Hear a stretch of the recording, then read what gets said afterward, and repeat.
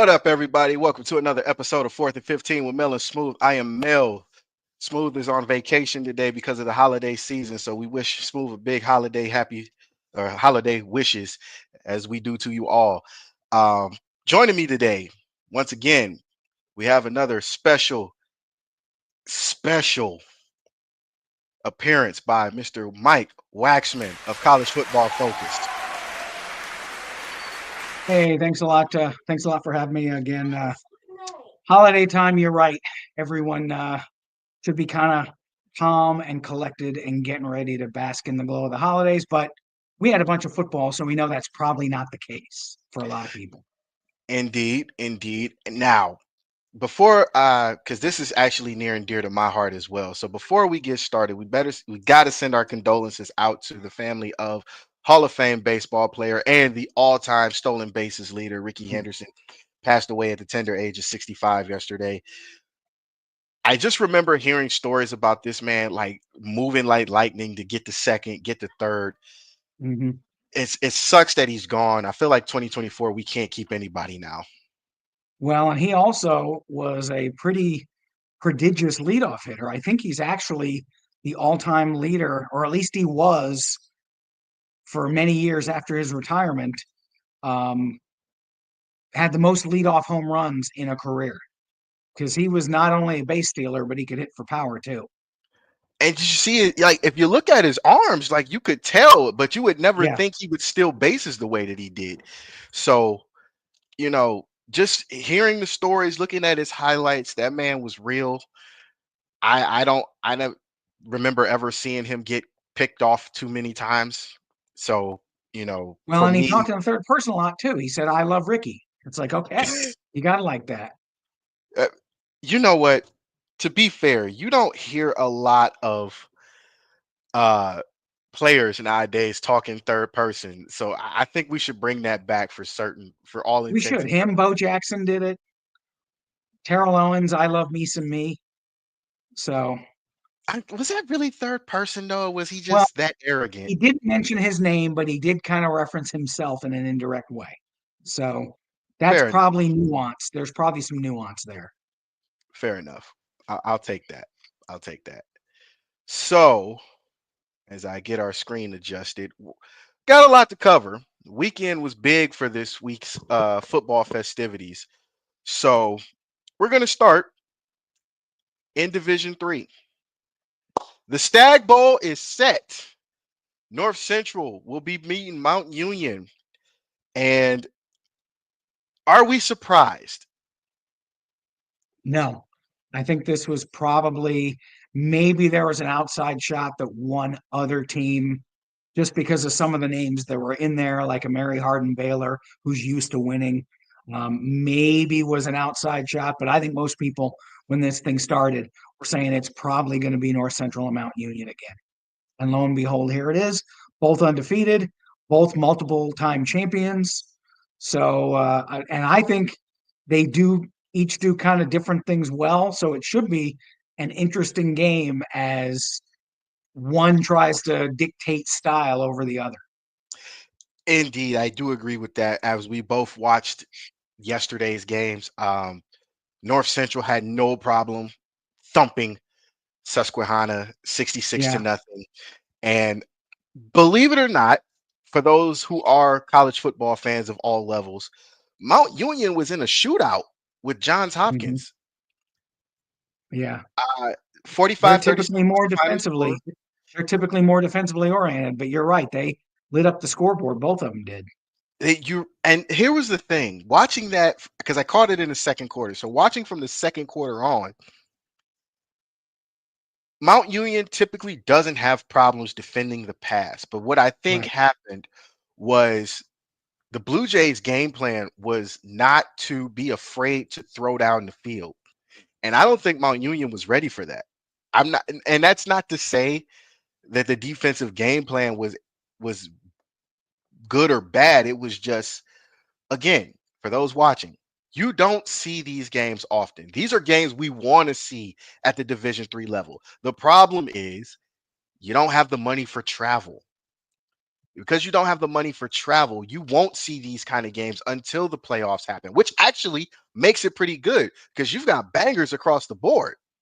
But when you're watching the game and you're a fan and you say, "Oh, how Mount Union let them score that many points?" The game plans are different. If you look at the game plan against John Carroll for Mount Union has already seen John Carroll. They see Mhm. John Carroll every year. The game plan for John Carroll is no different. I don't even think they changed anything, to be honest. Probably not, because they know what John Carroll's going to do. Exactly. But now you got the Blue Jays from Johns Hopkins coming in. That's a team you don't see every year. You have to Right. take into account, if you're a fan, if you love football, if you love watching football, you have to take into the account that we don't see these guys every year. And because we don't see these guys every year, this is going to be a problem. No matter how you swing it, how you try to elaborate and articulate the fact that Johns Hopkins, you still don't see them every year. Now, because of this, will Mount Union put them on the schedule next year? It's possible.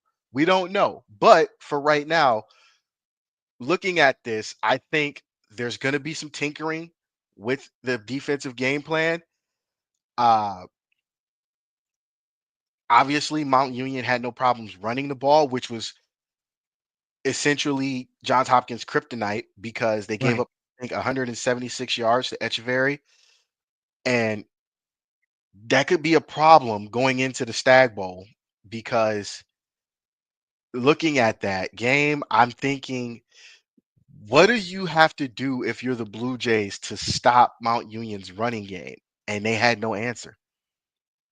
They didn't. And North Central, I know, is more offense based, but their defense isn't bad. But North Central is another one of those teams that may challenge Mount Union offensively, like out on the perimeter. They like to throw. They will sometimes play some tempo. Um, whether they can stand up to Mount Union's run game, that'll be, I think, a really interesting thing to see. If they can't, then they're just going to have to kind of keep scoring. But if they can get up early and force Mount out of what they want to do, then things get really, really dicey. And I think that we could have a really interesting game. I'm going to agree with that. I do have to say this, though, for those watching at home, before we go any further. You're watching on YouTube, you're watching on Facebook, interact with us on the chat. We know you guys got questions. We know you guys want to argue with us about certain things. Bring it on. We got time today. Um, Outside of that, uh, we do have to keep this in mind. This is Mount Union's sixth appearance in the Stag Bowl in the last 10 seasons. This is also their 23rd appearance overall. So, as a team, historically, they do have the wherewithal and the self-awareness to know this is where we're supposed to be. So we called it. You and I both, our first interaction on the show together, we both called it. They would be back in the Stag Bowl. They are here. 23rd appearance overall. Are they back in championship form after watching yesterday's game? I think that they I think that there was enough. I think that when Johns Hopkins made it close, they had a decent, like a double digit lead for a lot of the fourth quarter. And then Johns Hopkins scored to cut it to a single score. But I never really felt they were super in danger of losing the game. It's kind of like when Indiana scored late against Notre Dame. They were never going to win that game. And so, yeah, Johns Hopkins made it interesting, but you never got the sense that Mount was really in danger of losing the game. So I think that it's a coach's dream, though. They won, they did what they were supposed to do. They're back in the championship, but there was just enough that they let go that the coaches are going to say, guys, we got to tighten this up. And the good thing is they've got till January 5th to do that. It's not like it's a week later. They have a little bit of extra time to batten down some things that maybe the coaches felt they were a little bit loose with. I'm glad you said that because here's a stat for those Mount Union fans that are going to be watching this. Keep in mind, all time, North Central has a 3-1 advantage over the Mount Union Purple Raiders. Mount Union's only win came, I believe, let me look that up really, really quickly. Mount Union's win came in, I believe it was 2013, where Mount Union edged North Central by 1 point, 41-40. The last three have all been North Central. So if you're a Mount Union fan, if you're Mount Union, if you're McCaw, who for those that don't know is Mount Union's mascot, you want this game to go your way because if you don't, North Central, after watching yesterday's game against Susquehanna, I am convinced North Central is on a whole nother plane when it comes to how they get rid of their opponents early. That game was over before it got started. And I don't think Susquehanna was ready for that kind of firepower. No, they weren't. Now that is the one thing. Mount Union being in this position so often, they know that yeah, sometimes they've been the dominant team, but you expect when you're in the Stag Bowl, we're facing a team that if they're not as good as us, they're right near us. So whereas Susquehanna wasn't ready yesterday for North Central, readiness is not going to be a problem for Mount Union. It's just it's going to come down to physical execution.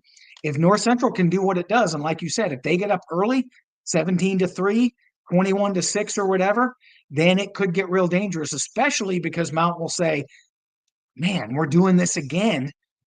They, Hmm. they they got it over us, and you start getting doubts in your head about are we ever going to be able to get these guys? But if Mount can get up early, Mount likes it kind of tight because it keeps them focused, it keeps them on point, and I almost think they like playing close games sometimes because it keeps them engaged. But here's the thing with that. I've seen that, and we've seen that this season about Mount Union.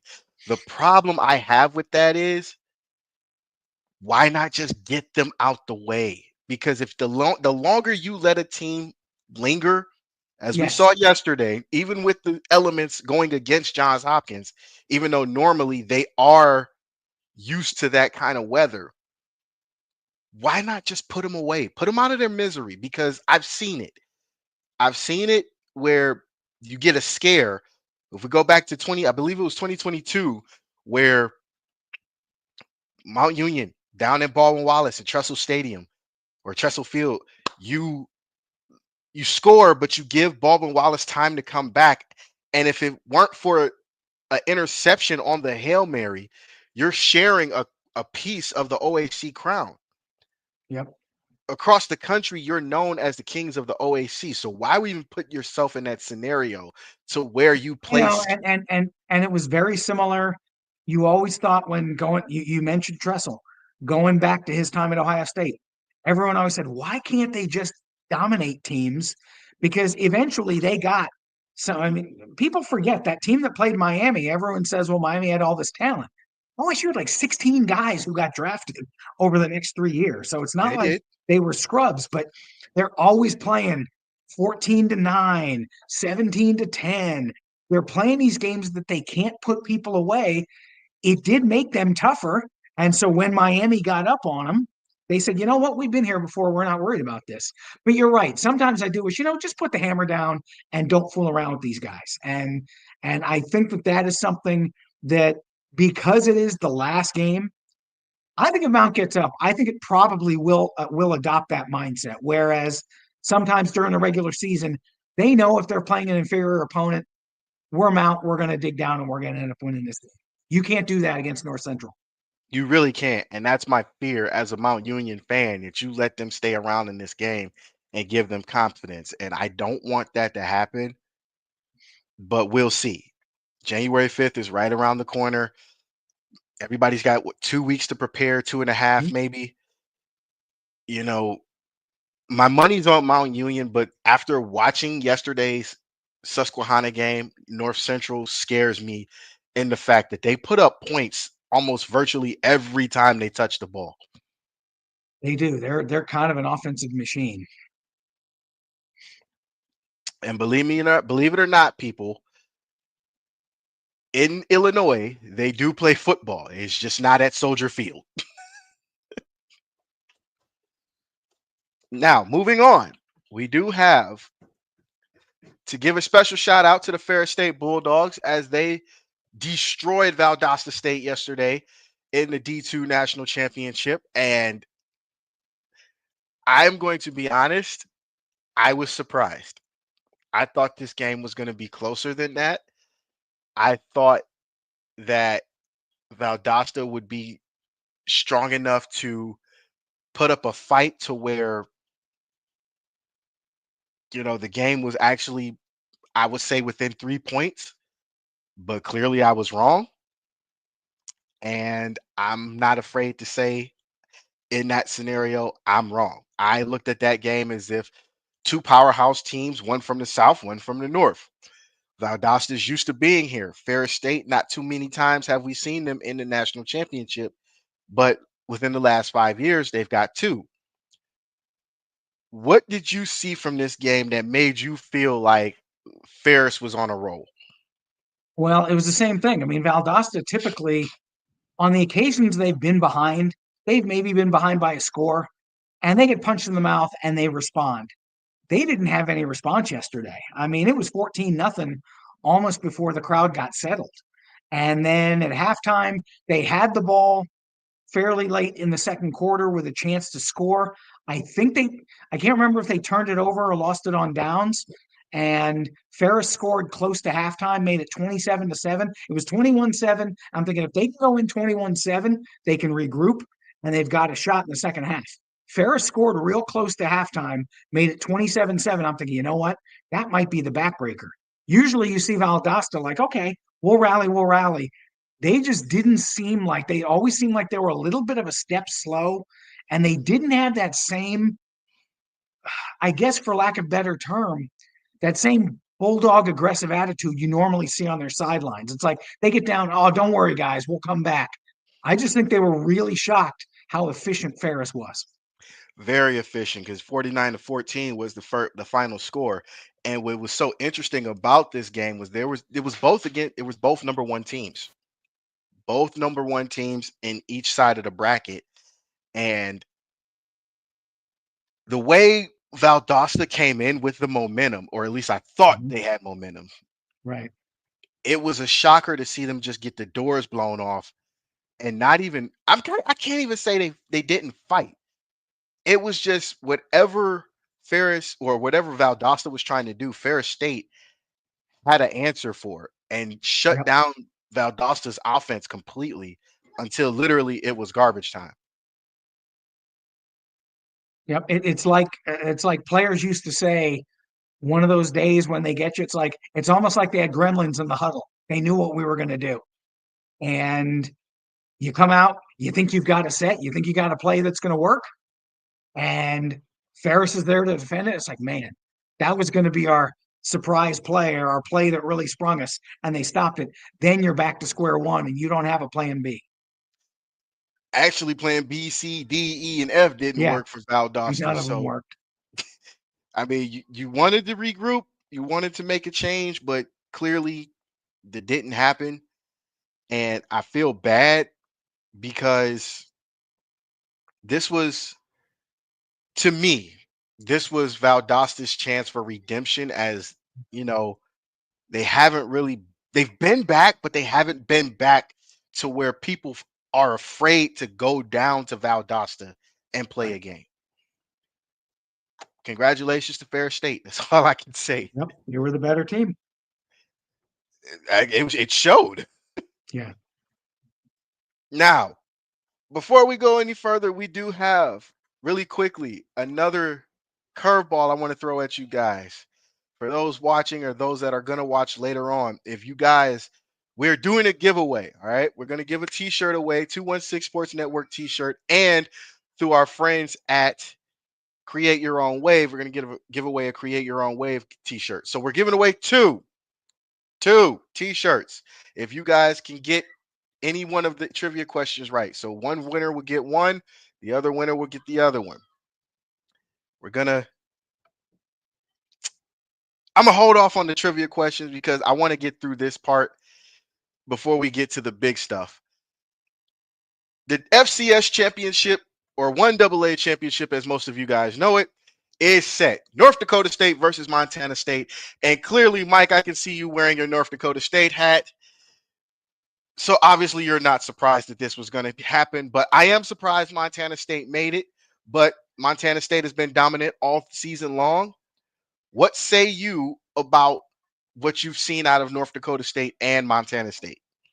Oh, this is a special year at Montana State. I mean, they've not been, I mean, undefeated this far before. They've been a regular participant in the Final Eight and the Final Four of the SCS playoffs for a few years now. But getting to this point, it's usually North Dakota State, South Dakota State facing each other in the finals. While the Bison were able to beat South Dakota State yesterday, really good game. It was one of the best games of the day.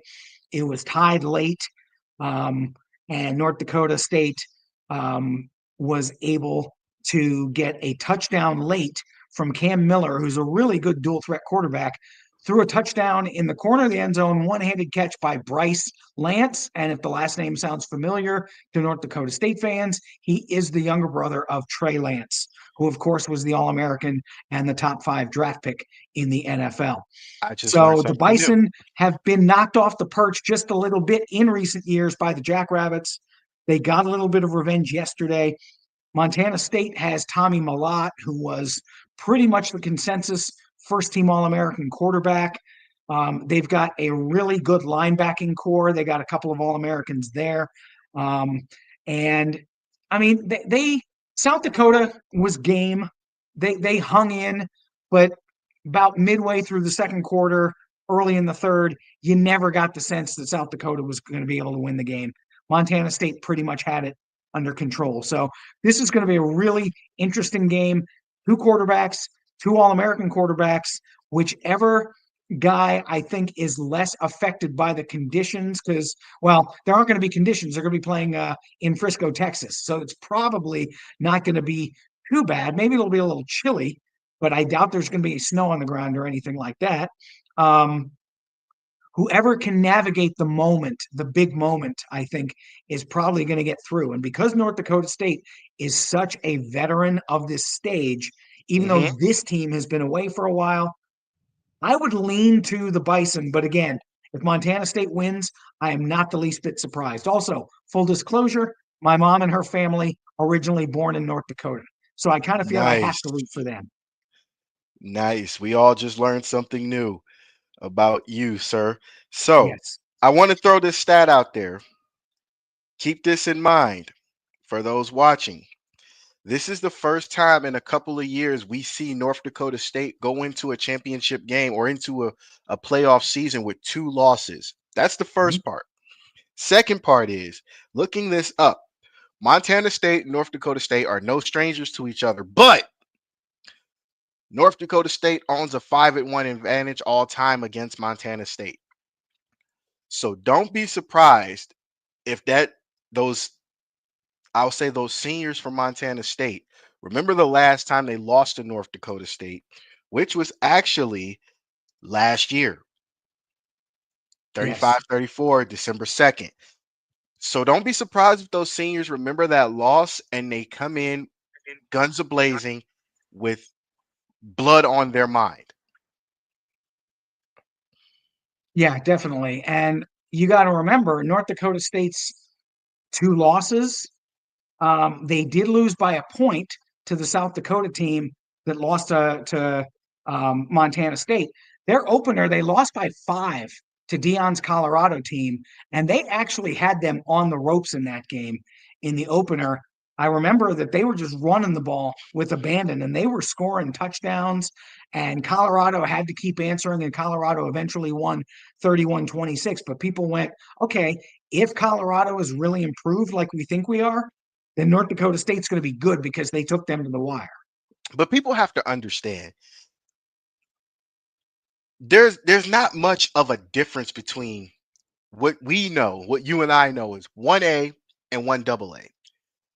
Right. What Certainly, people certainly the top teams, the really exactly. the top 6 or 8 FCS teams can hang with a lot of the better. I don't want to say the upper elite level teams, but the teams like the Colorados, the BYU's, the Wisconsins, they could hang with them easy and maybe even beat them. If you remember 2 years ago, South Dakota State almost beat Iowa. That game ended up what 9-7 or something because of a safety. Yeah.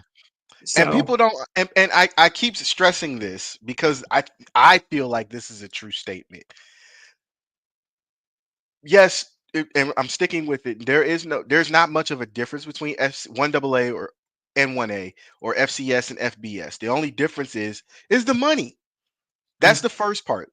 If if North Dakota State stayed in the Fargo Dome but had the money to upgrade facilities to where they look like Ohio State, Alabama, Clemson, you would not want to go to the Fargo Dome. That's the first no. part. The second part is a lot of people don't understand that these FCS, these group of five, the MAC, these schools are tired of taking these ass whoopings from Power Five or Power Four schools. So Mhm. yes, you should be surprised if North Dakota State looks good against Colorado, coached by Coach Prime, who had improved his roster, who the team had improved. That shows you where North Dakota State is because imagine, and I'm only saying this because this was a possibility when we watched that game. Imagine the scrutiny Coach Prime faces for losing against North Dakota State, Mhm. but people not realizing that have it not been for the money situation, North Dakota State's a FBS school. Yeah, they've actually, I think, been approached a few times about joining maybe the Mountain West or one of the G5 leagues. And I think for right now, they're content to stay where they are. Now, Why maybe would you an need to offer. leave? No, you wouldn't. But maybe an offer comes down the road 3, 4 years that they just can't resist. It's like, you know what? We have a team. Our league has a TV contract. You're going to be on every week.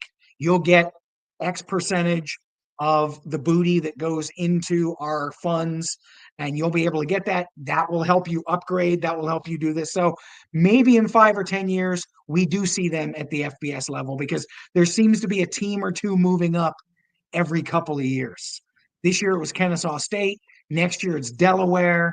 So you've got some teams. It's not every year, but it does seem like it is becoming a little more frequent. The teams are making the commitment and the money jump up to the FBS level. But FCS, Pac-12, it's coming. Just yep, know, it just could know. be the I'm I'm revamp. almost I'm almost 100% sure it'll be the I'm almost 100% sure it'll be the Pac-12. And the reason I'm saying it'll be the Pac-12 is because where else is there to go? Right. And the teams that are going in, Oregon State, Washington State, I think San Diego State, there are a few teams leaving the Mountain West. I think Boise's going in.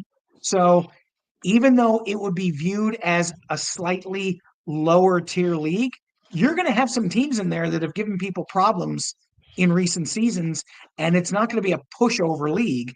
It won't be as good as the SEC or the Big Ten, but there will be weeks when it knocks off a Big 12 team, it knocks off an ACC team, and people are going to go, we need to start paying attention to this new Pac 12. Realistically, I said this move should have been made long time ago. Meaning the Mountain West, if you were going to save the Pac-12, the Mountain West should have been absorbed long time ago. And I'm Yeah. only saying that, and I'm not being funny when I say that. That's a true statement because think about what a very strong Boise State team looks like and what credibility it gives to the Pac-12. Like you're literally one upset away from sending a team outside of Oregon who and again, if you absorb the Mountain West, does Oregon, does UCLA, USC, Washington, do they leave? Does Cal leave? Does Stanford leave? Maybe We don't Cal and know. Stanford leaves because the ACC is having some viability issues. I don't think Oregon and Washington, they just got in. There's too much money in a Big Ten contract for them to be leaving. But Cal and I can agree Stanford, with that. maybe Cal and Stanford do go back because the ACC, with the problems they're having with Florida State wanting to maybe sue them to get out, and with a few other teams waiting to see what Florida State does, and I still think the Big Ten and the SEC might poach a North Carolina, might poach a Clemson, might if they're going to be these 2024 team super leagues, there's still some teams out there to be had. Miami would need a home, Clemson would need a home, the I good teams would need a home. So you could get Cal and Stanford go, well, we're kind of out here. Our footprint doesn't belong in the Atlantic coast. Let's go back to the pack. I'm gonna be honest. I don't agree with the super conferences. And if Florida State leaves, where are you going? Because realistically, you went from trying to make the college playoff to now stinking up the joint. You have not really, realistically, you have not been a scary powerhouse in basketball since Charlie Ward left. Where are you going to go where people are going to actually take you serious outside of the ACC? I think in the beginning, I don't think they'd care about that. If they were getting the TV money that the SEC or the Big Ten has, I think they'd say, we'll take lumps for a couple of years until I will say this. I don't think Florida State and Miami end up in the same place because I think they dislike each other enough that they don't want to be in the same league going forward. They were never Um, supposed to be in the same league. no, I know. And so Florida is already in the SEC. So whichever one Florida gets along better with is probably going to the SEC, and the other would go to the Big Ten. And that would put a Big Ten presence now in Florida. It's the one state, the one real fertile state, along with Texas, that they haven't really covered. I mean, they've got the That's true. Pacific, they've got California, they've got the Pacific Northwest, they've got I agree. some of the Atlantic coast with Penn State, and certainly, of course, the Midwest footprint. But if they can get into Florida, with as much as the powerhouses recruit Florida anyway, Hmm. I think that would be kind of a coup for them. So if they get Miami, if they get Florida State, even if it's crappy Florida State, it is a brand name, and It they can is. tout that to people. It is. I agree with that part. I just don't agree with the move. Like it's it, No, I don't. And again, I think it may only come out of necessity because I've been reading that Florida State can't get out of the Granton rights because ESPN holds this team. They really it would be super expensive for Florida State to sue them and take them to court. They would take a net loss to leave. So they may just wait for the grant of rights to expire, which I think is 2028. So I don't think they're going it anywhere is for the first few years. very true. And but my thing is, before we move on, my thing is this. A lot of these moves that have been made within the last 10 years conference wise, I didn't understand. I'm a logistics guy. I always think about the part where does this move made sense? Case in point, Colorado jumping to the Pac-12. Did not think that move made sense because you cannot compete with anything UCLA, USC, Oregon, Right. Arizona, anything literally of the Pacific Northwest down to the Pacific Southwest was throwing at you. You should have stayed in the Big 12. You had a shot. Mm-hmm. You've won the Big 12 on occasion. You've won a national championship being in the Big 8. So I didn't think that move made sense. And so they went back and they listened to you. After what, 6, 7 years? Yeah. But regardless of that, I really am at a point where if you're going to make moves, the moves have to make sense. Truth be told, we all know this. We on the inside as media know that the SEC doesn't really care for Florida State, don't need Florida State. No, they don't. They don't need Miami either. But if you're going to pick the lesser of two evils, you probably want South Beach instead of Tallahassee. Right.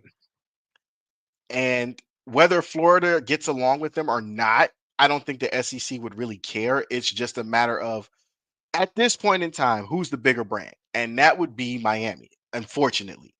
Not and that's not saying a lot because Miami's starting to show signs of being on the comeback, Right. but they're still marketable to where you see that orange and green U on the side of the helmet and you're like, I want to watch that game.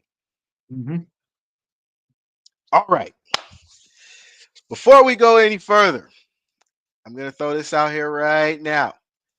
It is trivia time. We're going to give away two prizes, two 1216 Sports t-shirt and one create your own wave t-shirt. But you have to get the trivia question right. And trivia question for round one is there are four professional sports teams that are named with bears. Can you name all four of them? The hint I'm going to give is there's one team in each professional sport. If you got Of it, the big put it. of the big four of the big four Yes, of the professional big four, sports. of the big four, Yeah, of the big four professional sports: football, basketball, baseball, and hockey. hockey. Yep. So, if you got the answer to that without looking it up, and trust me when I tell you, I'm a trivia person. I'll know if you cheated or not, and so is Mike. He'll know, we'll both know if you cheated. So, if you got the answer to that question, put it up in the comments or message us later on in the show or later on after the show is over. We'll get you your prize. So that's the first one. We're gonna come back to it. Moving on to the big stuff. That was my drum roll. The college football first round went through, and everybody that we said was going to win did win, even though I wanted MSMU to be the surprise upset. I just don't like Penn State. I'm just going to call it what it is. I'm going to be honest. I don't care for Penn State. But nevertheless, Penn State advances. They dog walk SMU. Let's start with that game. SMU pretty much just literally got shit beat down their leg. I'm sorry. For those Yep. FCC fines, I don't care. They got shit beat down their leg. Was this a sign of the lights being too bright for SMU, or was it just Penn State is actually better than most people give them credit for? I think it's a little bit of both. Full disclosure, and I may have said it on this show before, I may not. I have said it before. I was not a proponent of 12. I thought at the very most it should be capped at 8.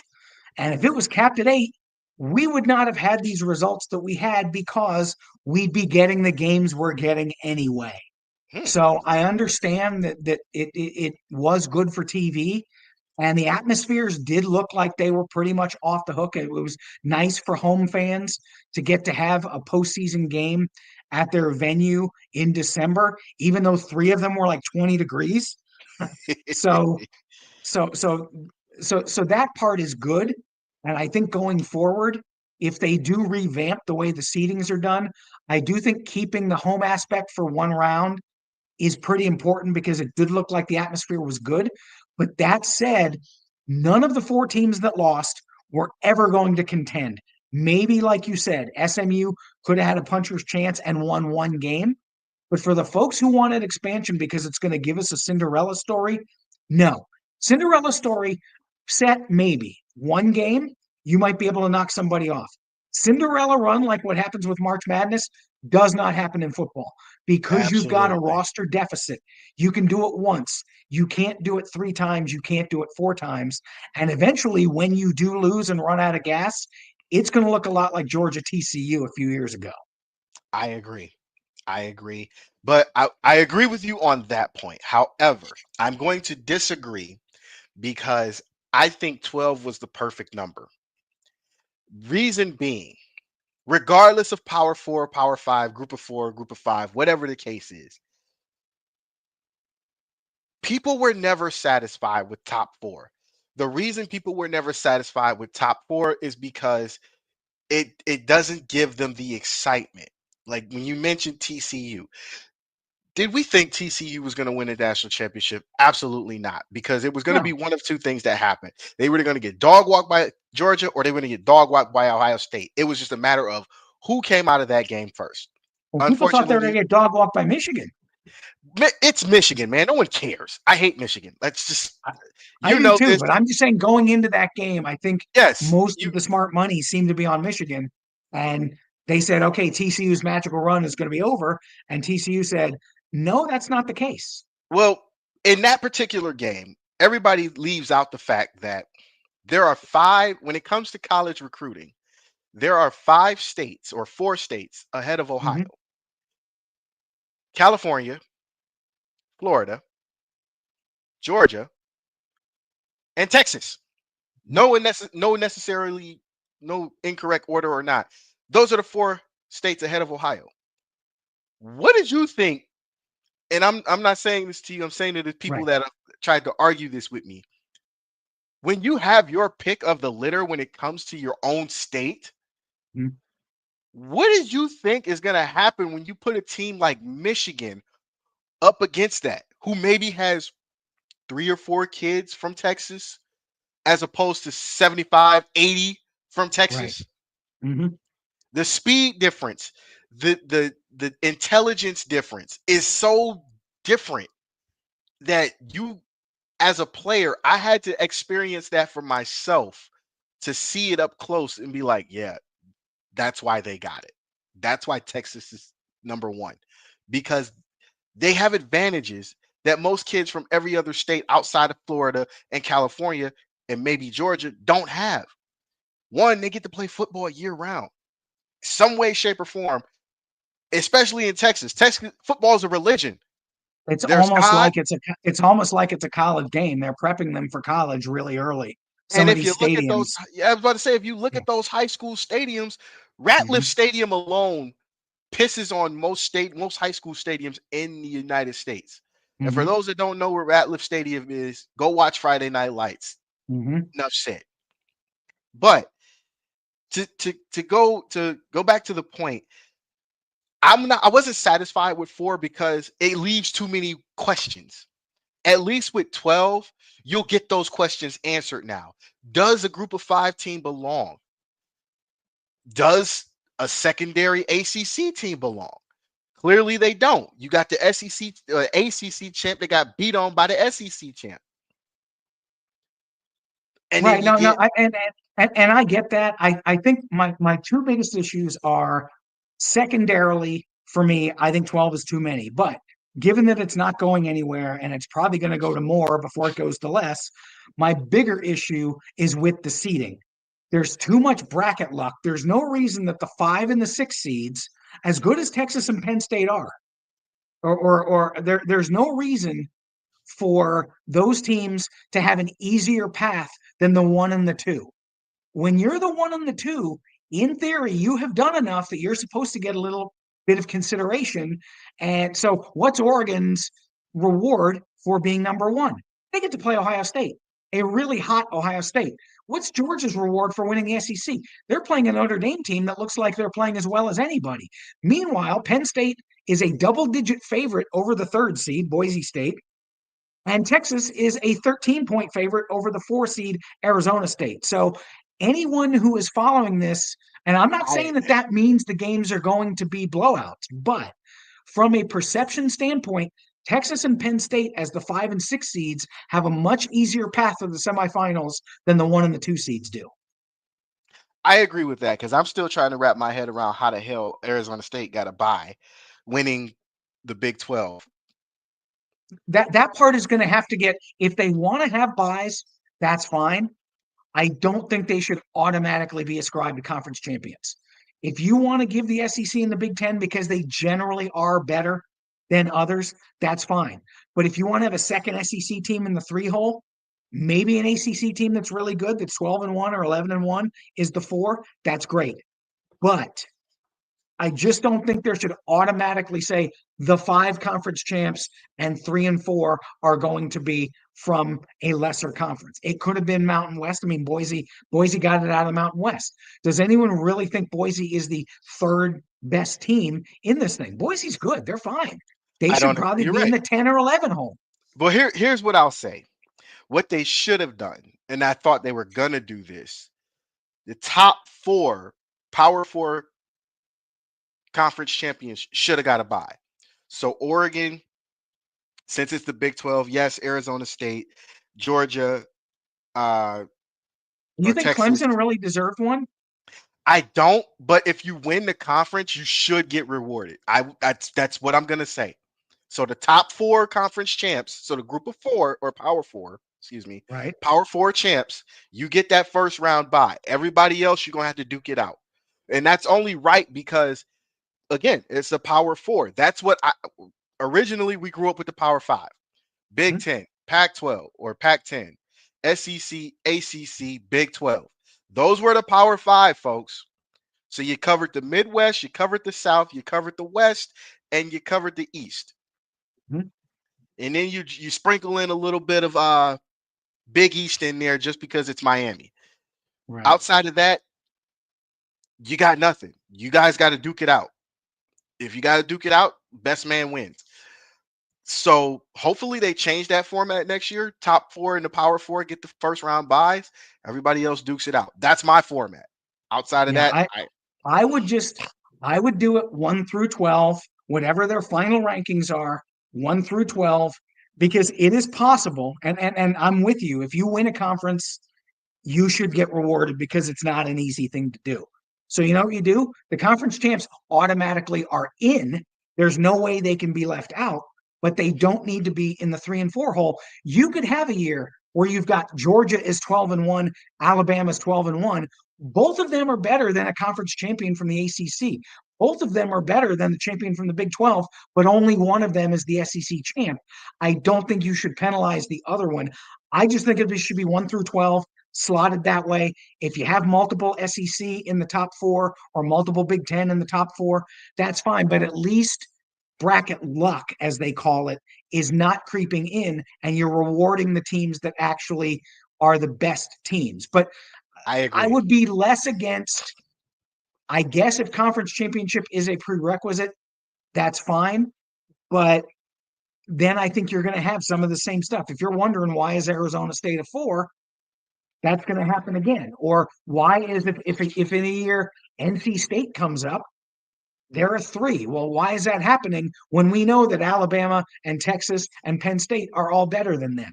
So there is no easy fix, and I do agree with you that winning a conference should be rewarded because it's a hard thing to do.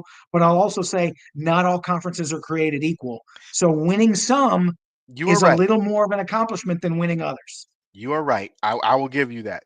I will definitely agree because the Big Ten alone can dog the middle of the pack Big Ten teams, Wisconsin, Northwestern, could probably dog walk a Hawaii or Idaho at any given Saturday. So I will give you that. I'm not even going to fight you on that one.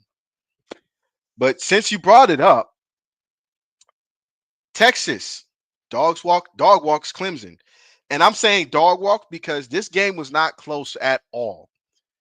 Clemson put up a fight, but you clearly saw what Texas football looks like when they're ready to play.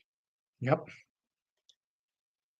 Am I surprised at the outcome? No, I'm not surprised at the outcome. What I am surprised at is that Clemson put up such a fight for so long because at times in that game, they looked like they were outmatched, especially defensively, because Quentin Ewers was just slinging darts and it didn't look like Dabo had an answer for it.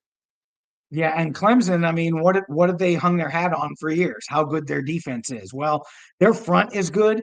That that that TJ Parker kid, he's going to be a stud. And that Peter Woods, he's going to be a stud. But their secondary is kind of average. Texas took some shots on them, but their offense, I think Cade Klubnik really came to play because he was back home. He was in Texas. He beat Quinn Ewers as a high school quarterback. And he said, I want to see if I can do it again. And Clemson actually took a lead. They marched down the field the first time. And then after that, it was kind of Katie bar the door. Texas's defense has some dudes. Well, you gotta look at reality here. Yes, uh Quentin Ewers lost to a guy in high school, but when you don't have the same team, Right. it's kind of like, all right. And realistically, we should have paid attention to this last week when, or I'll say 2 weeks ago, when conference championships were being held and SMU was doing the same thing Quentin Ewers did to Clemson secondary, which was literally gas them. Yep. And it looked like it was a following trend. It looked like it was a following trend because SMU did it. Quentin Ewers said, if they can do it, why can't I do it? And he did. Did. And the funny thing with Texas is I don't think they've hit their stride offensively. Defensively, I think that they're up there with Ohio State and they're up there with Georgia. But to me, they still look like they have some for like a quarter. They'll either have a silly turnover or they won't hum with efficiency, and the game will be closer than it needs to. And then they finally start pulling away in the fourth quarter. I think Texas actually still has some offense left in them.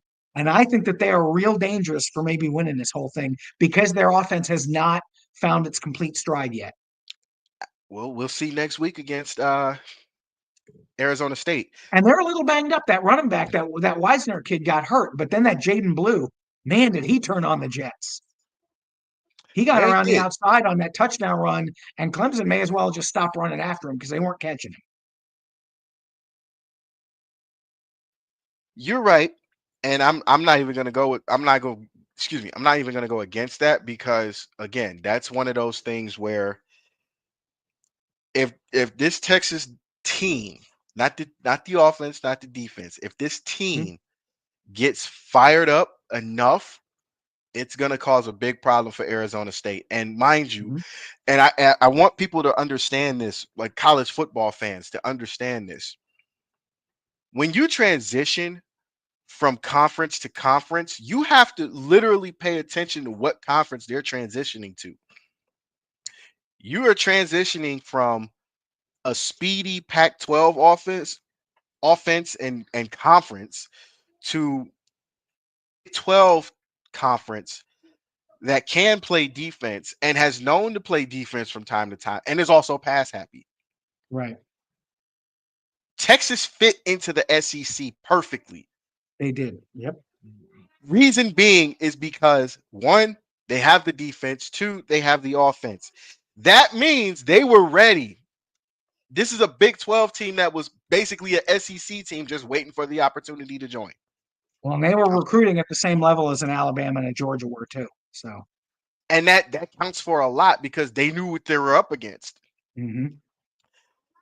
I'm this Arizona game. We're gonna wait to pick them. I still want to go over this game because this game had me laughing all the way up until the end. Notre Dame continues its dominance over the state of Indiana by beating Indiana 27-17. I'm not And gonna say this was. it wasn't that close. It wasn't. We all know it wasn't that close. These last couple of touchdowns were garbage time touchdowns. We all That's know what that. Coach Sig does. Coach Sig does that now. But my problem with this was I know everybody's going to hit me with the, oh, it was a Cinderella thing. No, it wasn't. This was one of those Indiana teams that just happened to be good for the first time since, I don't know, Antoine Randall was there playing quarterback. Yes, Yep. folks, Pittsburgh Steelers wide receiver Antoine Randall was a quarterback at the University of Indiana. Gave Ohio State fits. Even though Ohio State Mm-hmm. won those games, he still gave them problems because we hadn't seen too many dual threat quarterbacks at that time. Yep. I digress. The fact that people thought Indiana had a chance against a Marcus Freeman led Indiana team shows you where their heads were. And let's be real about this. Marcus Freeman, former Ohio State Buckeye, owned Indiana. So why do you think that this would change? Yeah, no, I agree. And the problem was as good a season as Indiana had, and I've applauded them. It's great to see some new blood coming up in the Big Ten.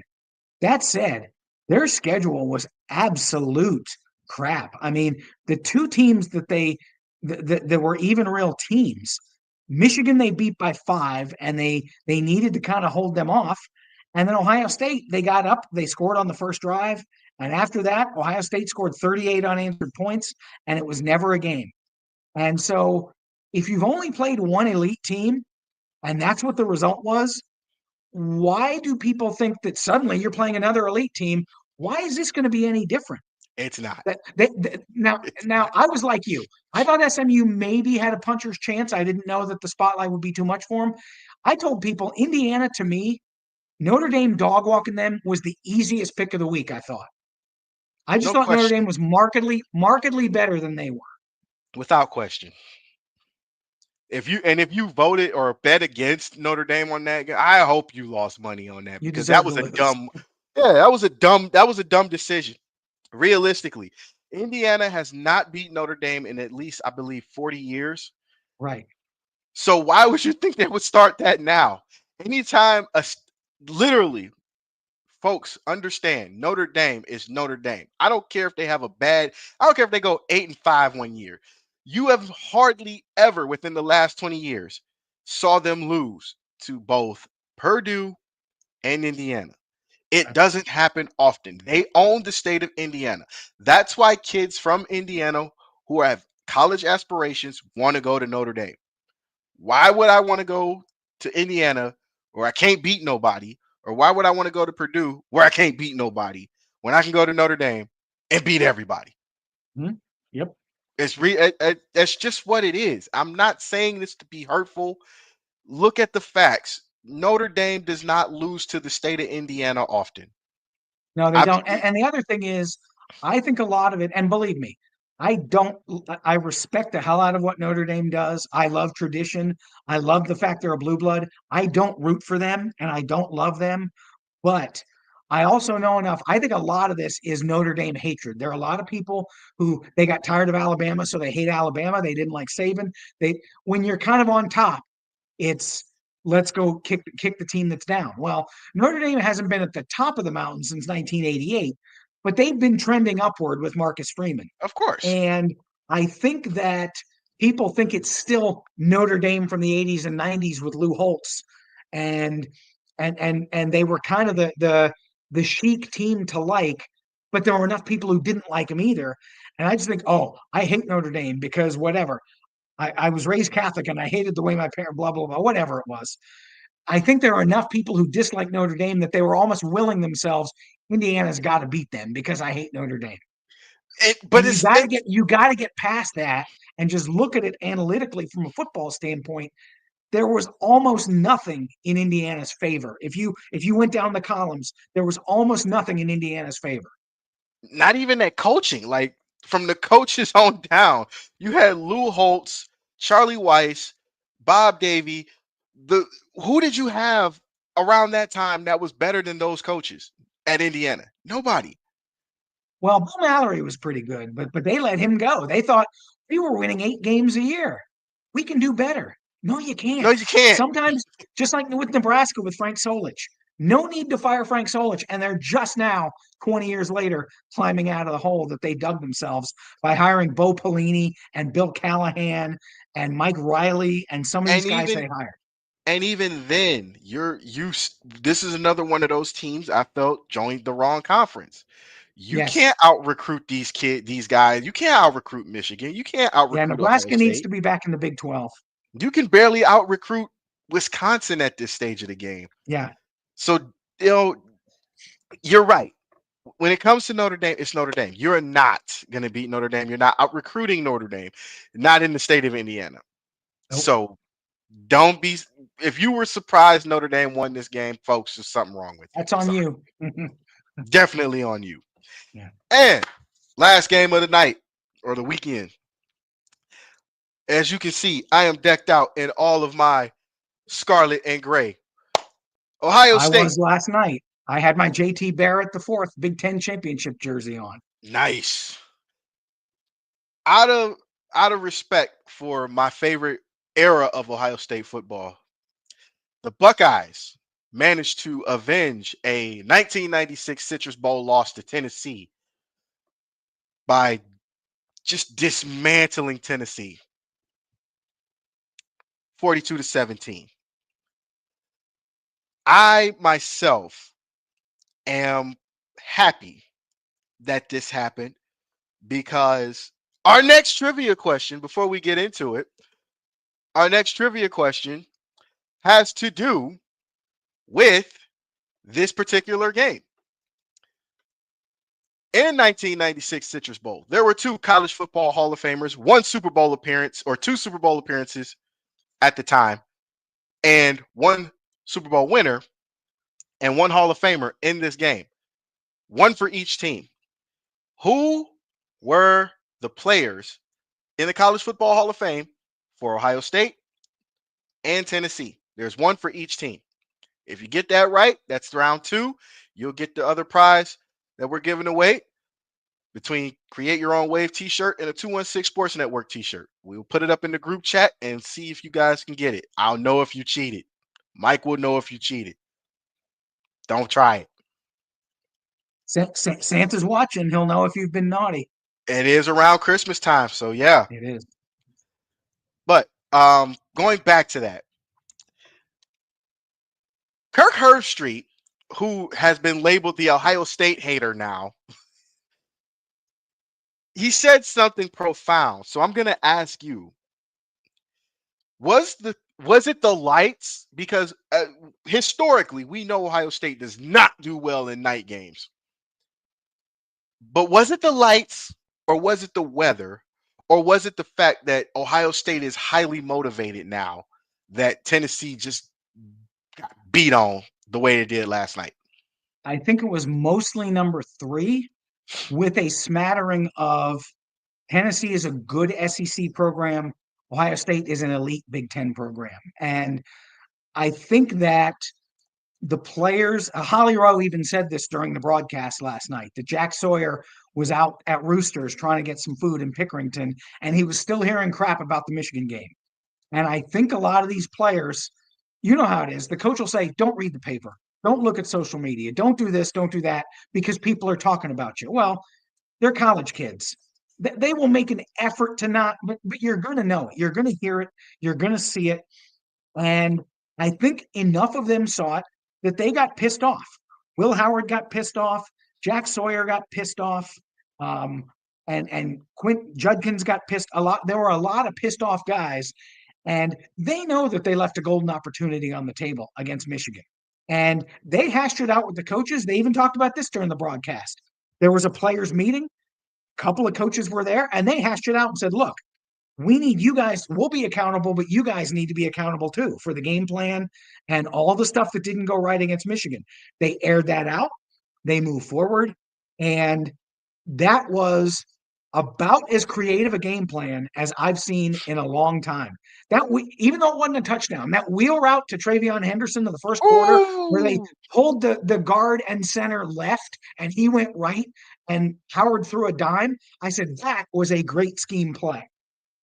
Will Howard actually looked like the Will Howard I expected to see against Oregon, against Tennessee. Yes. Well, and you know what? He played other than the slide at the end and the interception that he should have like either just thrown away or eaten.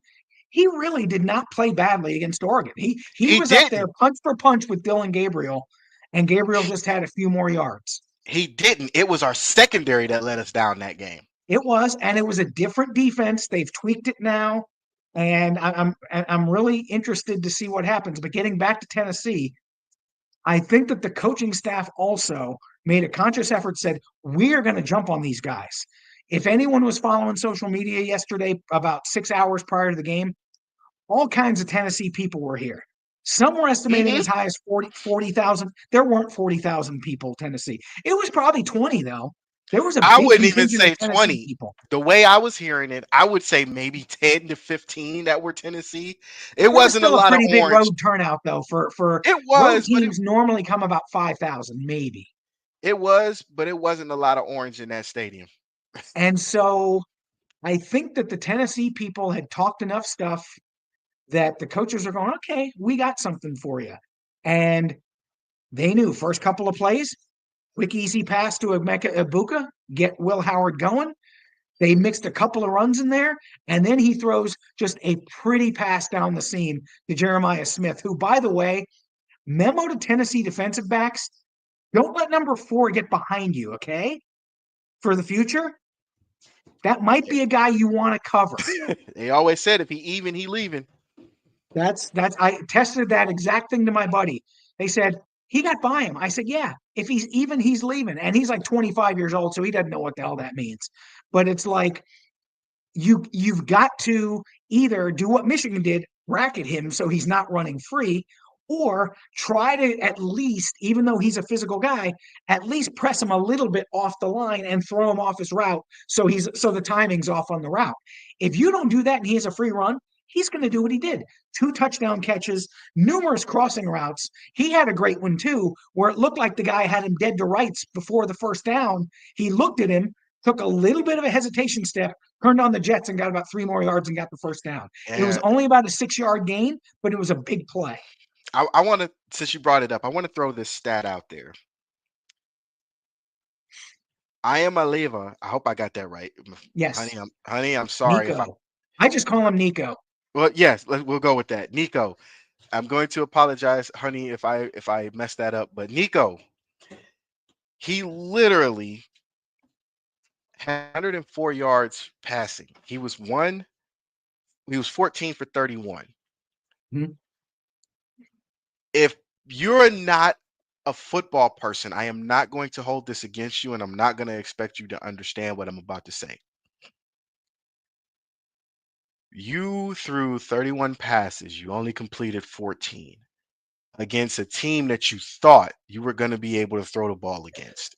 Because obviously, you threw the ball against Alabama, you threw the ball against Georgia. Even though those games didn't go the way you wanted them to, you were still having success against two of the best in your conference and then the best in the country. I think Ohio State's secondary challenged themselves to the point Mhm. where once the front seven did what they were supposed to do, it turned into a it turned into a bum rush of Yep. who could get to the quarterback faster between Mhm. Sawyer and the rest of those guys. I'm going to say this defensively. That is not the scheme you want to play against if you're a quarterback because No, it's not. And it did looked we hear like they were Denzel just Burke? having their way with them. Yeah.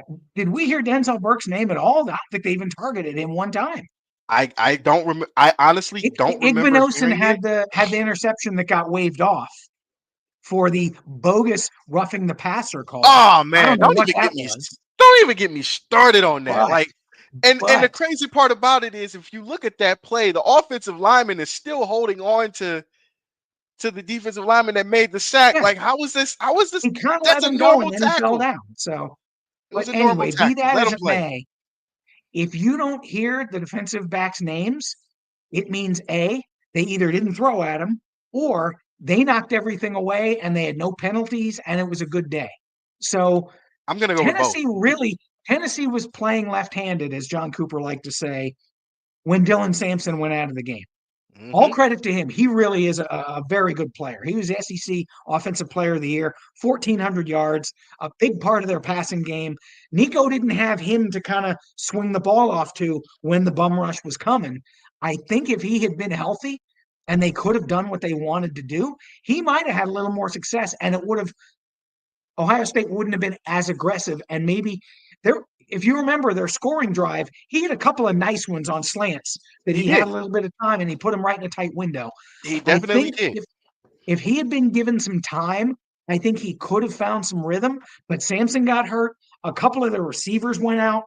He really was playing shorthanded. That said, he's got all kinds of talent, but he's a true freshman. He's gonna learn the game. He will be good in probably a year or two. I But don't doubt that.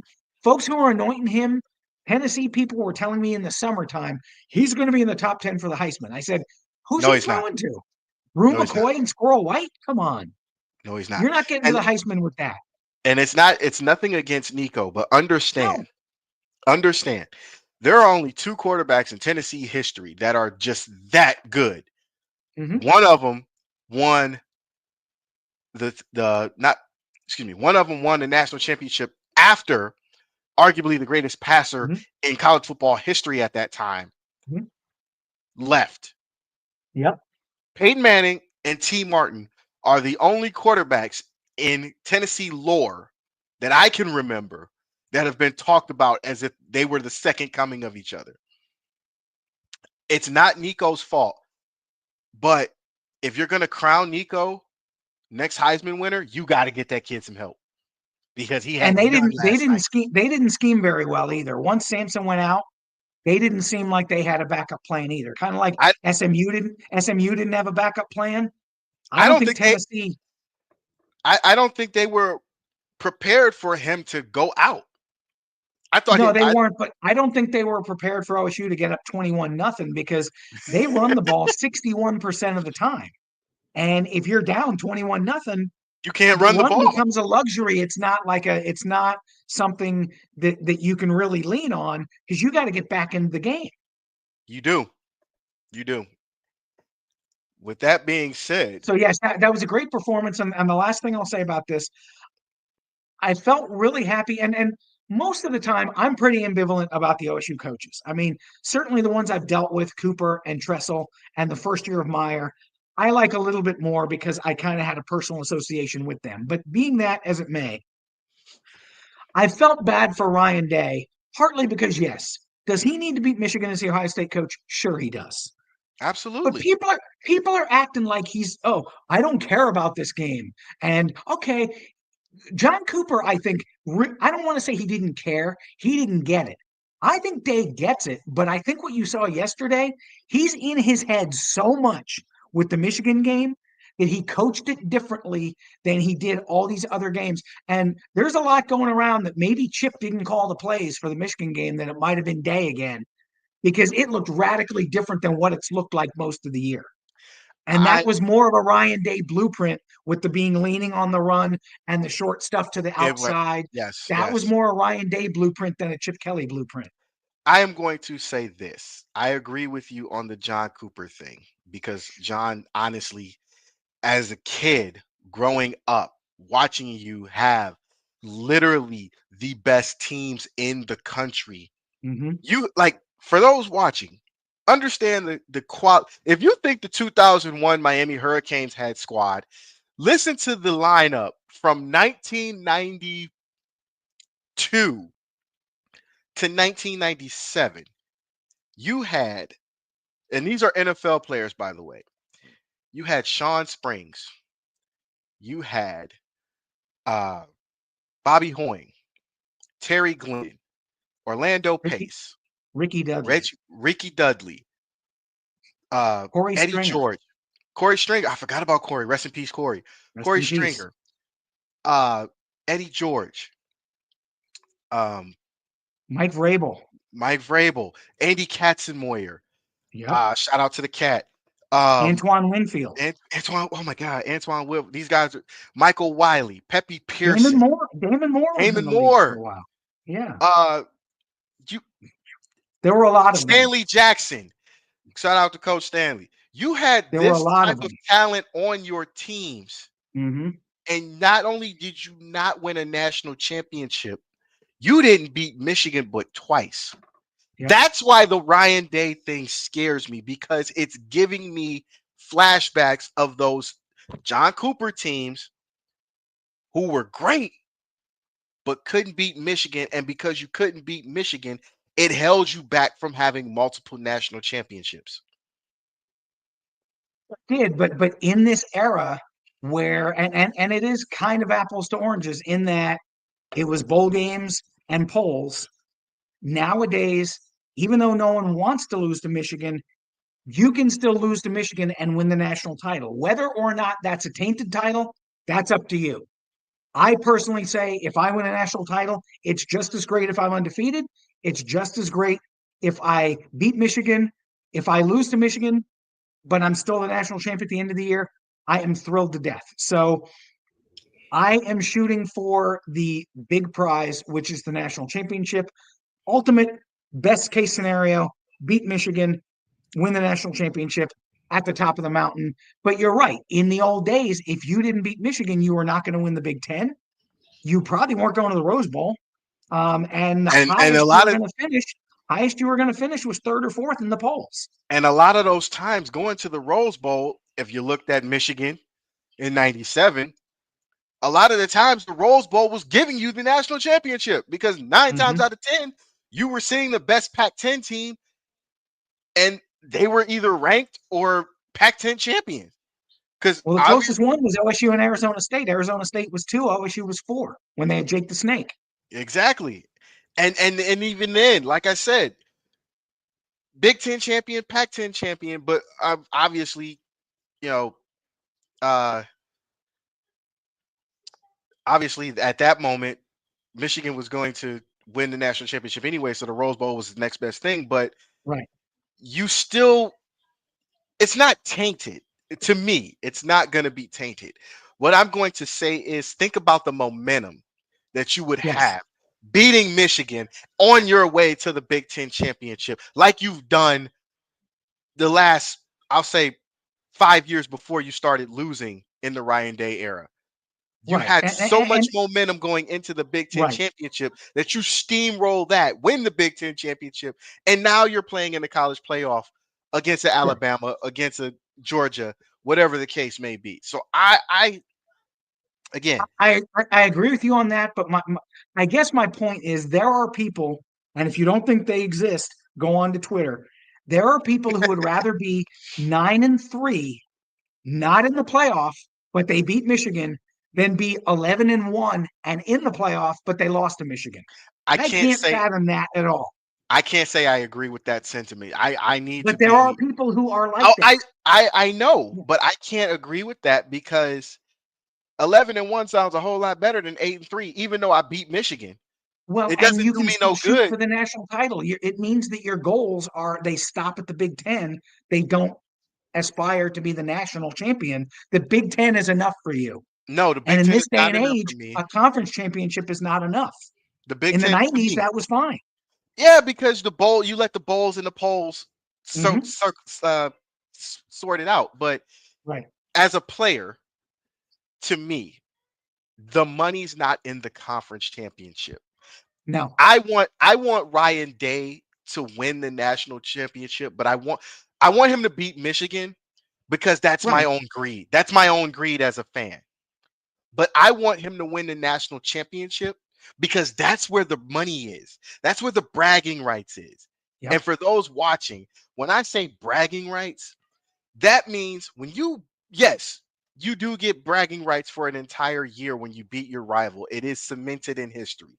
But when you win the national championship, can't nobody take that from you. As we're learning with, well, they could take it from Michigan, maybe. We got to I see wish how they the would have. investigation goes.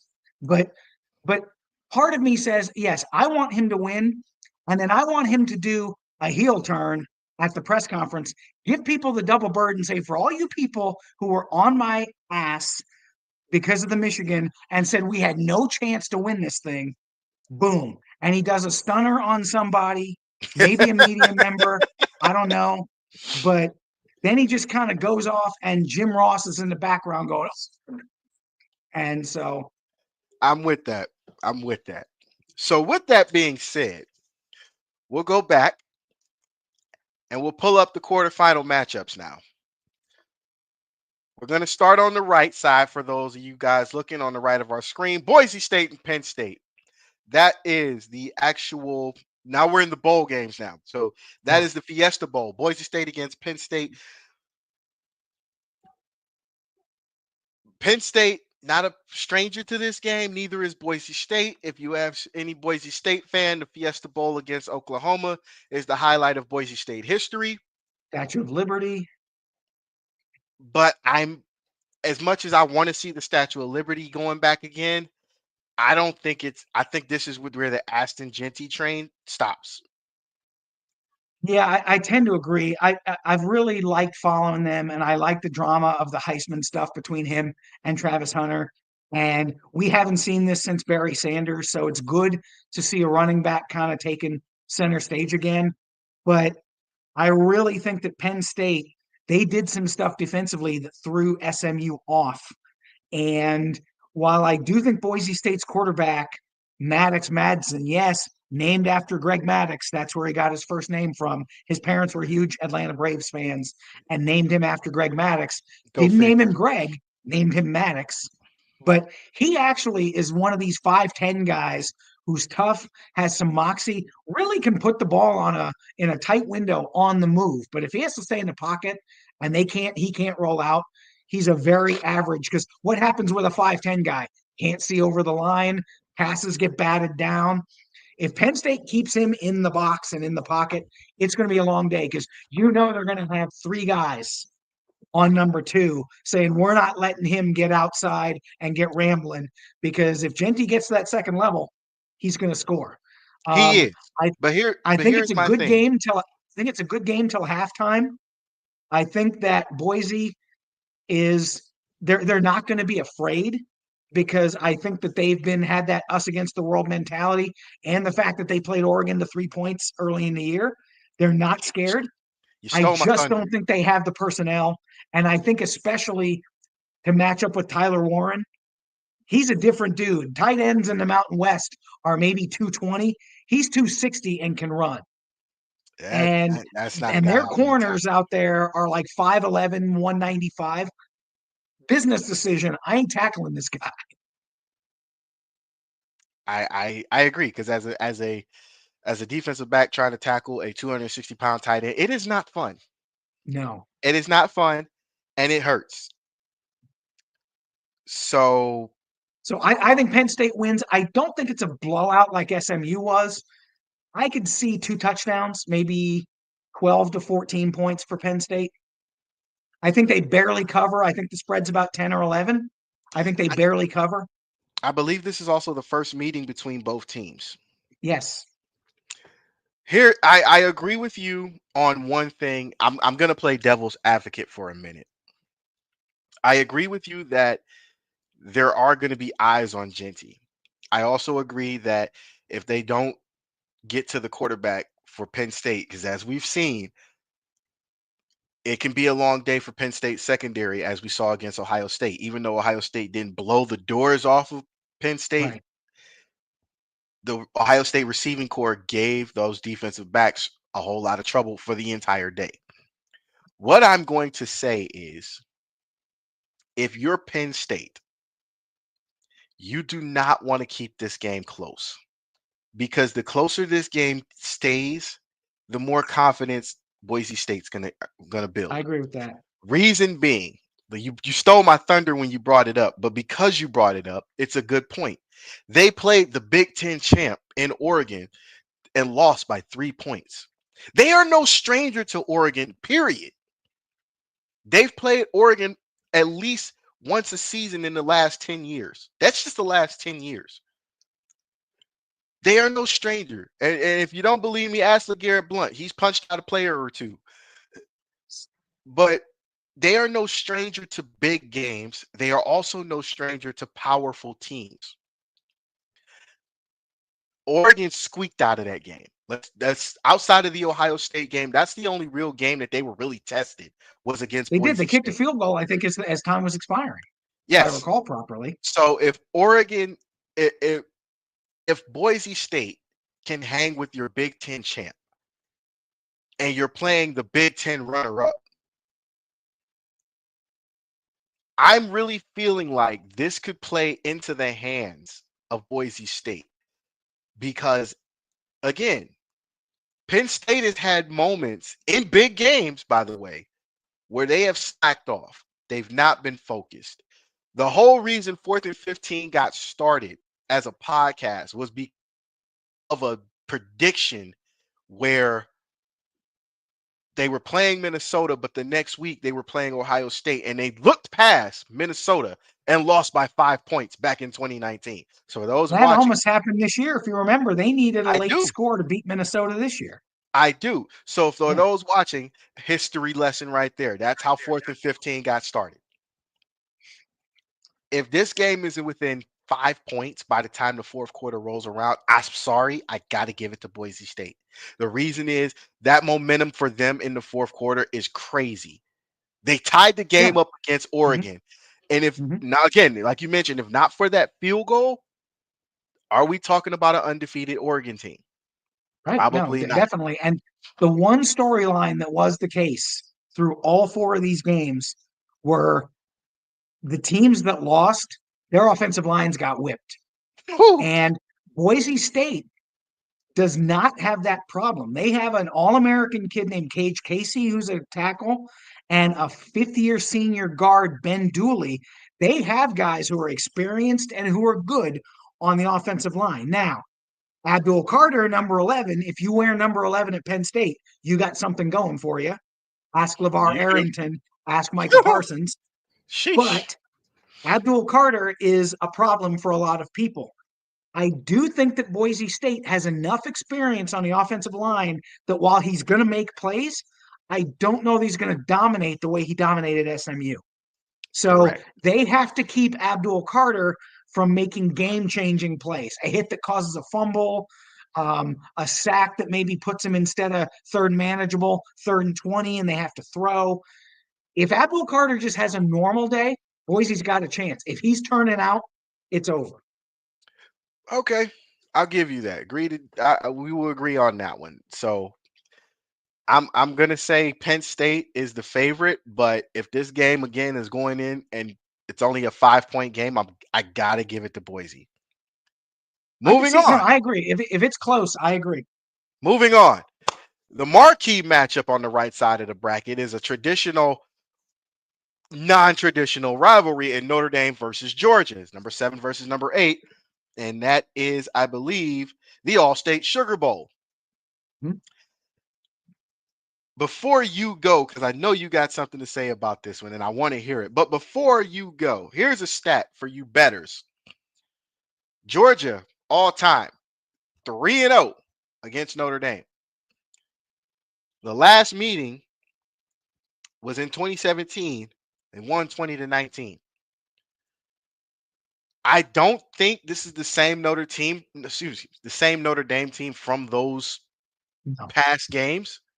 no. But what I do think is with Georgia having the time to heal up and rest and pretty much expecting to see Notre Dame, I can't I can't I can't say that they weren't looking expecting Notre Dame. I'm pretty sure they were looking at film on Notre Dame all season. Yeah. So what I'm going to say is the team that comes in most prepared is going to win this game. And I'm honestly leaning towards Notre Dame on this one. This one, I'm really torn. I think Notre Dame defensively is good at stopping what Georgia is good at, but by the same token, I think Georgia defensively is the most athletic team that Notre Dame has seen. And Notre Dame loves Riley Leonard, quarterback run, Hmm. Jeremiah Love. Speaking of guys who have jets, Jeremiah Love is also fast in the open field. He And is. they've got Jadarian Price. So Georgia, though, has linebackers with Smail London, Jalen Walker. They've got guys who are not going to be blitzed by speed, whereas Indiana's linebackers are physical guys, but they were not going to be able to run with Notre Dame. Georgia has athletes that can run with Notre Dame. And as good as Notre Dame's line has been during the year, it's still mostly underclassmen because of injuries. They lost a guy, Rocco Spindler, in this game who had been playing. So they're going to have to fill in. And Kirby, when he sees a weakness on an offensive line, Kirby He will do does what he exploit it. can to exploit this. He does So exploit it. I think that this could be the best game of the quarters. I think this and another game we're going to talk about, I think, are the two marquee games. It's hard to get a handle, but I think what you said, Georgia having an extra week to prepare, they know they're not going to have Carson Beck, so they're giving this Gunnar Stockton all of the reps. They will tell him, look, manage the game, don't make mistakes, we will pick you up. I do think Georgia wins very narrowly, but by the end, by New Year's Day, I reserve my right to change my pick. But right now, I'm leaning toward Georgia because I just think that they are um, they've been right at the championship level the past few years, and they're back again. Notre Dame, while they have been improving, has not been to this high of a strata since Alabama blitzed them in the CFP a couple years ago. So I lean toward Georgia because of Kirby's coaching experience and the fact they have athletes that can exploit some of the problems that Notre Dame has. But if Notre Dame's allowed to run the ball, they're going to shorten the game, and Riley Leonard will just need to make a couple of throws. Lower the score, the better it is for Notre Dame. If we're looking at 17-14, that's a Notre Dame win. If it gets into the 20s, I think Georgia wins the game. Well, again, I'm going to play devil's advocate and I'm going to ask this question as a what if because you mentioned Carson Beck not playing in this game. We all know Marcus Freeman is a defensive mind, played defensive back at Ohio State. What if this is the rabbit he pulls out of the hat and he just throws the kitchen sink at that kid who's replacing Carson Beck? and it goes downhill from there. And It I'm not certainly saying could. it does. I'm not saying Yep, it will. What it I'm could. saying is because Marcus Freeman knows Carson Beck is better than the guy replacing him.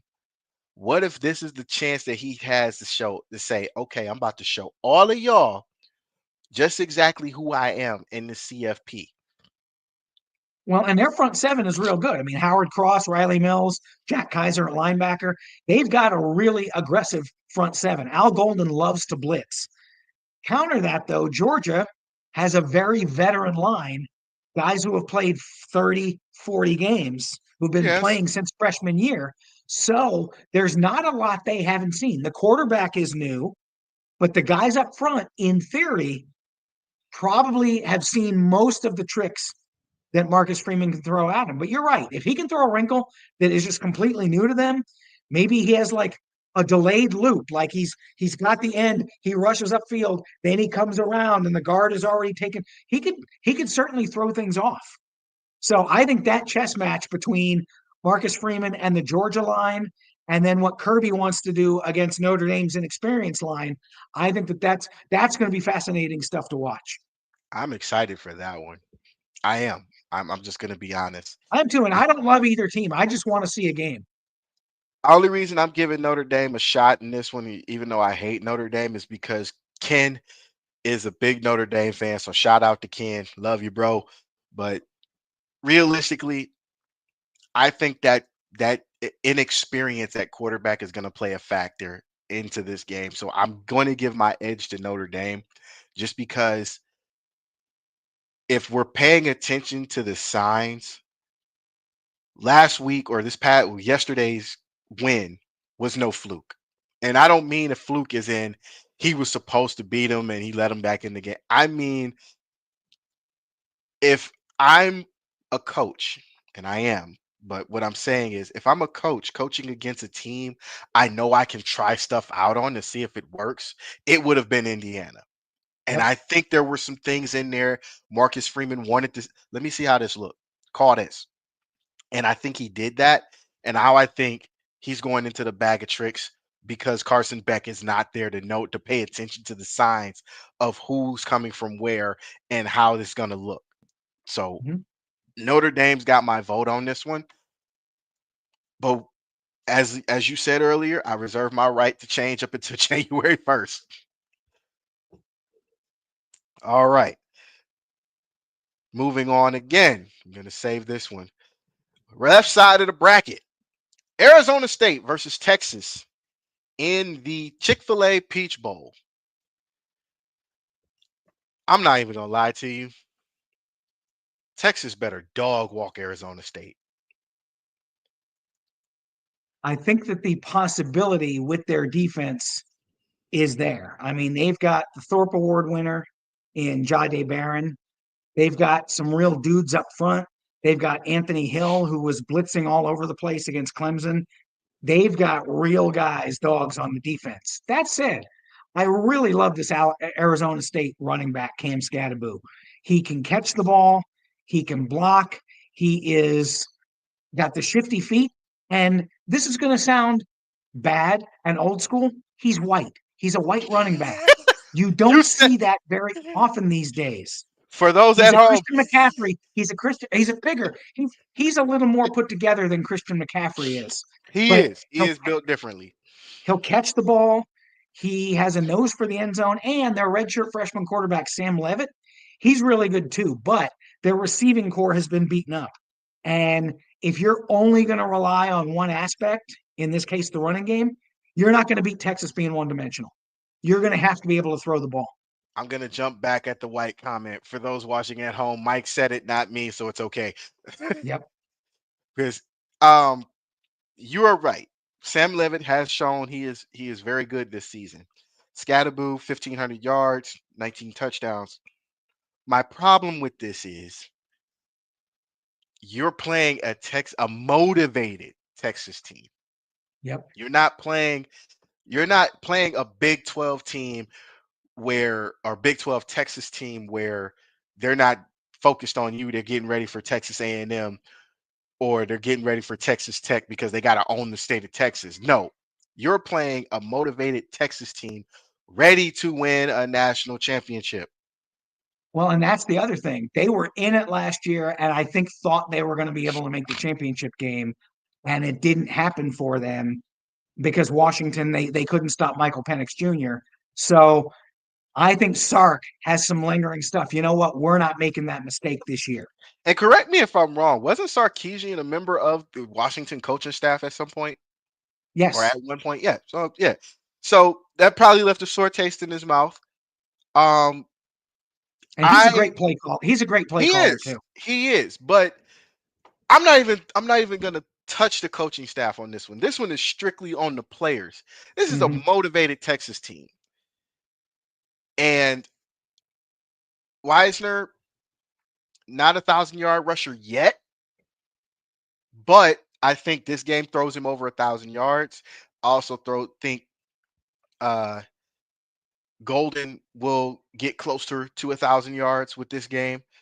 He's a For big those play type, but I think Arizona State's going to maybe have some problems with him because he can stretch the field. he can, and that's why I brought him up because again, this is one of those games where this to me is the biggest mismatch out of the all of the quarterfinals. Outside of the Boise State Right. Penn State game, I think this is the biggest mismatch as far as who's going to stop Golden.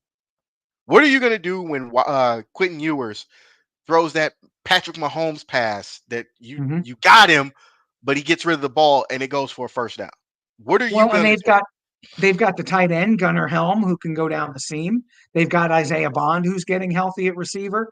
They've just got a lot of guys that if they do happen to stop Golden, there's three other options that they've got, and they've got the really fast running back Jaden Blue who played when Wisner got hurt, and he had 2 touchdowns yesterday, including a 77-yarder that he was out the door before Anybody even Clemson's saw him? defense could get situated. So you're right, and I will watch because I really do like Scatabo and Levitt, and I at least want to see them be in the game for a while. But I think you're right. Texas is motivated. They have the better roster, and getting back to the offensive and defensive lines, I Texas think is just Texas's better. offensive line with Calvin Banks as an All-American and a probably top 5 or 6 draft pick, and a very veteran center in Jake Majors, they're going to be able to control things on the offensive line and the defensive line. Texas can get home with 4. They don't have to blitz. They do blitz, Exactly. but they They don't blitz have to. because they want to, not because Yes, they have to. And that correct. defensive line showed you that yesterday. I'm Yep. glad you brought that up because that was going to be my next point. Just for the folks at home who like to bet gamble, I'm not a better. Texas is Texas is picked to win this game by 79% of the votes pick Texas to win this game. It's just a matter of how much, Yep. truthfully, because again, the offensive and defensive lines are better for Texas. Quentin Ewers is the magic man. You've seen it. He can run, he can throw. He'd rather throw, but if he has to run, you got a problem now because now in his head he can do both. And I'm not saying that he can't. I'm saying that as in the matter of you want him to do one rather than both. And if you want him to throw, make him throw. But if he takes off, now you got a problem because you don't know if they're going to call a run play for him or they're going to hit you with the RPO. And if they hit Right. you with the RPO, now you're in trouble. Now you're up the Mm-hmm. creek without a paddle. Go Horns. I'm not a Longhorns fan, but go Horns. Last but not least, Ohio State versus Oregon in the Rose Bowl. I'm going to let you take this one first. Okay. In a traditional, non-traditional matchup, because they're now both Big Ten, but they have played as Big Ten, Pac-10, Pac-12 before in the Rose Bowl. And those who remember, last time they played in the CFP, Ohio Ohio State State won. beat them for the national title 10 years ago.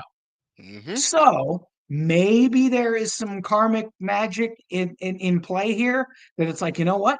10 years later, we're going to set you up with the same opponent. Now, they would have to play other teams after Oregon, but 2014, No one thought they would play Oregon because they thought Alabama was going to beat Ohio State, and Ohio State had the great game against Alabama, and then pretty much took Oregon to the woodshed. So, going back to the game earlier this year, one of the best games of the season. Looking at it objectively, certainly I was rooting for Ohio State, but just looking at it objectively, Dylan Gabriel can give anybody problems at quarterback.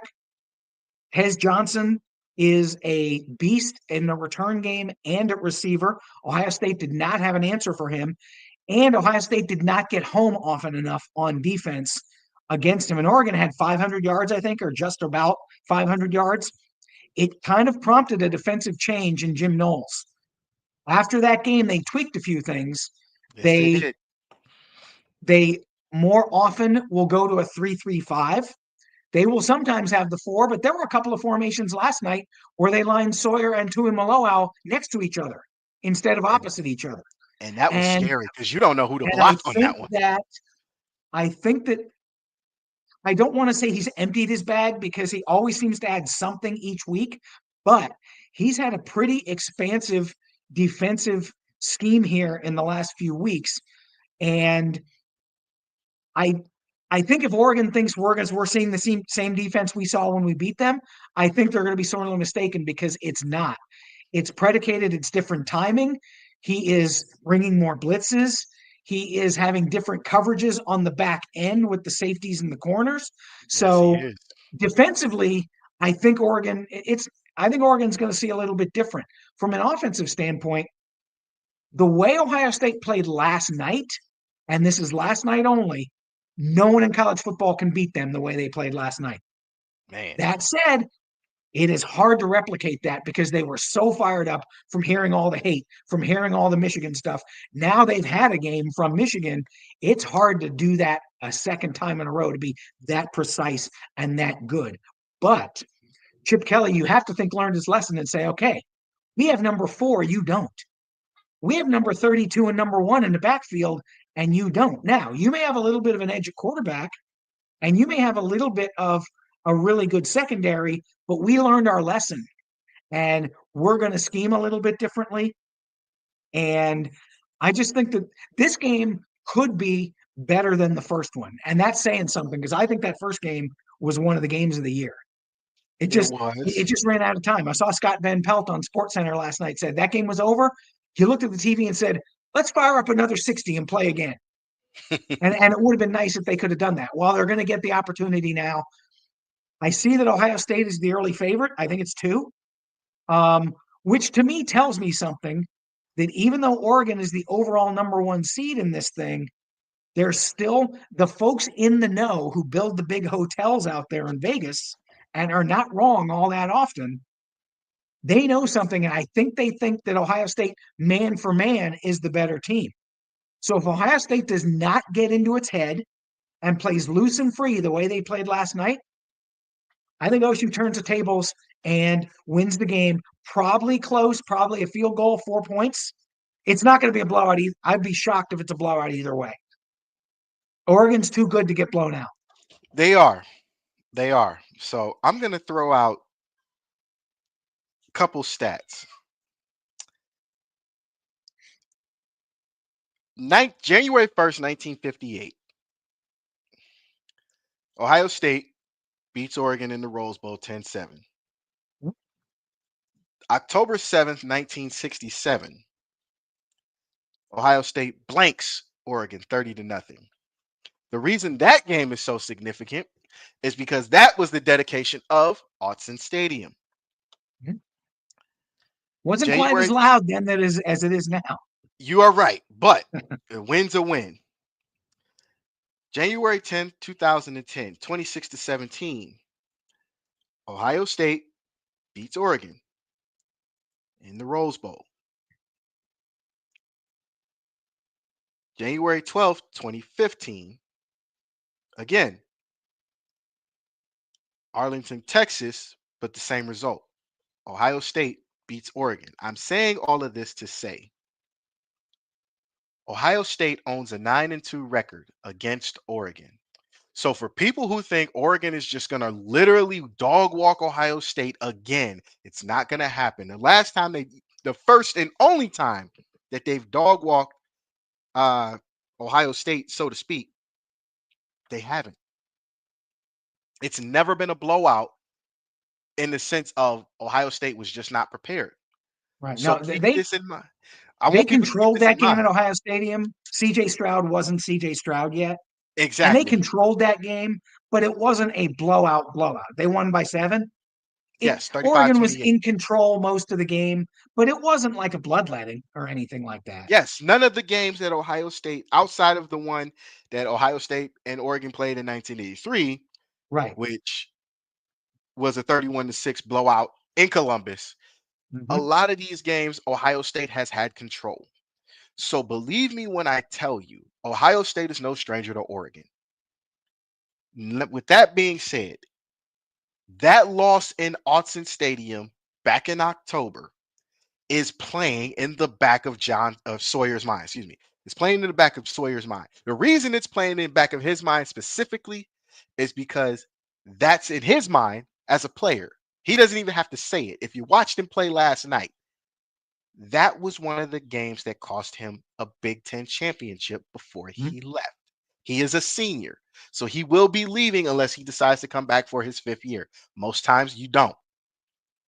That game and the Michigan game. But since he can't get the Michigan game back, Right. this game is his get back game. And this game in October cost him his Big Ten championship. So believe me, as a player, you are right, Mike. When you see a team for the second or third time in the season, it's very hard to beat them again. Do not expect the same outcome where Oregon is just going to have their way deep with uh, Ohio State's defense. Tennessee was on the list because they were just a victim of circumstance. Hmm. Oregon is revenge. And I'm saying that because I've been in a revenge game. I know the animosity I had towards that team. I know the momentum. I know the buildup. They got roses in their mouth last night. I don't even think those roses are still like in the lockers or in anywhere in the apartments or dorms of those Ohio State players. I think No, Oregon is circled right now, and I'm it going with probably Ohio is. State. Well, and the other thing, I agree about the revenge thing, but you don't want that to consume you because you won't play well. You're It right. has to be a focused revenge. If they're putting everything like we've got to beat these, we if they get too hyped and say we got to beat these guys, then they're going to lose. But if they play controlled with a focused revenge and say between the lines, we remember what you did last time, Hmm. and they're going to have to do more than talk because Dylan Gabriel didn't finish third in the Heisman for just for grins. He's a really good player, and Oregon's Also, got really good players on their side. I also want fans to remember this too. This is an important stat. Ohio State is undefeated against Oregon in the Rose Bowl. Mm-hmm. So don't be surprised if Rose Bowl luck strikes again for the Buckeyes. I'm not saying it will, but that's an important stat you might want to pay attention to.